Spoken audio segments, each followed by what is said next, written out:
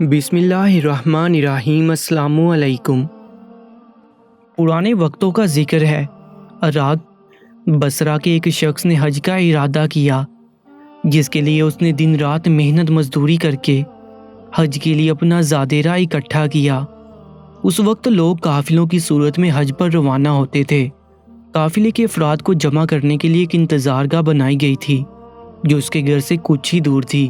روانگی کے روز یہ شخص اپنے گھر والوں سے وداع لے کر نکلنے لگا تو فرتے جذبات میں سب کے آنسو نکل آئے، اور سب نے اسے اپنی دعاؤں اور نیک خواہشات کے سائے میں رخصت کیا۔ اس شخص کے گھر اور قافلے کی انتظارگاہ کے درمیان ایک جنگل پڑتا تھا۔ یہ شخص تیز تیز قدم اٹھاتا جا رہا تھا کہ جنگل سے کچھ پہلے گھر سے اچانک کسی خاتون اور بچوں کے رونے کی آواز نے اسے چونکا دیا۔ ان آوازوں میں اتنا درد تھا کہ اس سے رہا نہیں گیا۔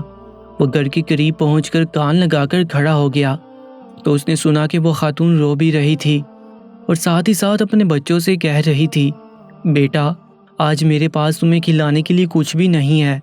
جو کچھ تھا وہ کل رات کو ہی ختم ہو گیا تھا، اور بچے بھوک اور پیاس کی شدت سے مسلسل بلک بلک کے رو رہے تھے۔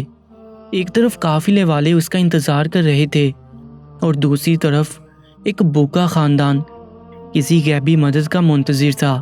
یہ شخص شش و پنج میں مبتلا ہو گیا۔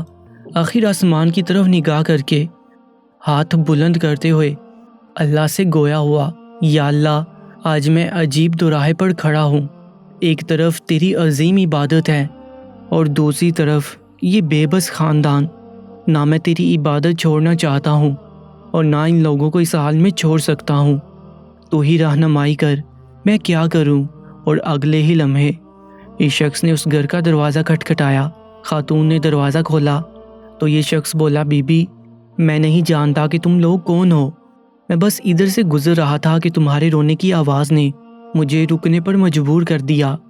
میں نے تمہاری ساری باتیں سن لی ہے۔ یہ لو میرے پاس کچھ پیسے اور کھانے کی چیزیں ہیں، ان سے اپنے اور اپنے بچوں کے لیے کچھ کھانے پینے کا بندوبست کر لو۔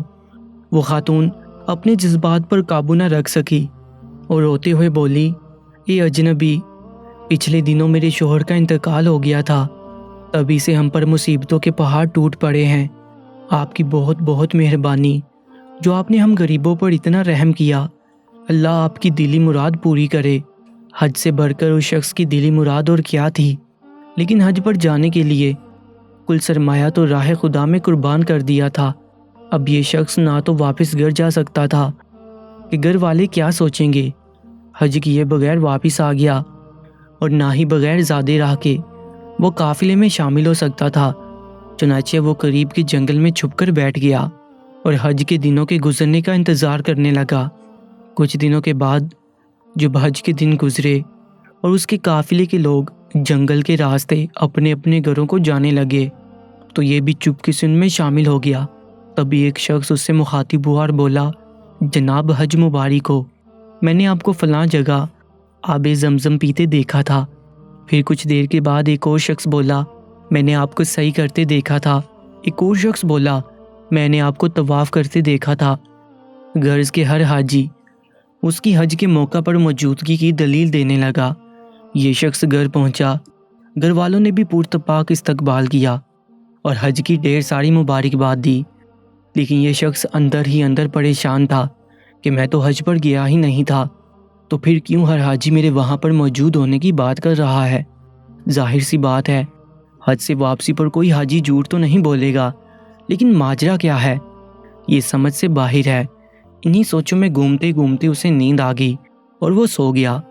عالم خواب میں اسے بشارت ملی کہ ان نیک دل انسان، تم نے حج جیسی عظیم عبادت کو چھوڑ کر مخلوق خدا کی مدد کی، اس کے بدلے میں اللہ تعالیٰ نے بالکل تمہاری شکل کے ایک فرشتے کو خلق کیا اور اسے حج پر بھیجا، اور یہی نہیں بلکہ اس فرشتے کے حج کا سارا ثواب بھی تجھے ہی ملے گا، اور اسی لیے ہر حاجی تمہاری وہاں پر موجودگی کی دلیل دے رہا ہے۔ پیارے دوستو، ایسی ہی سبق آموز ویڈیوز کے لیے Urdu story time YouTube channel کو سبسکرائب کر لیجیے گا۔ اپنا بہت زیادہ خیال رکھیں۔ اللہ نگہبان۔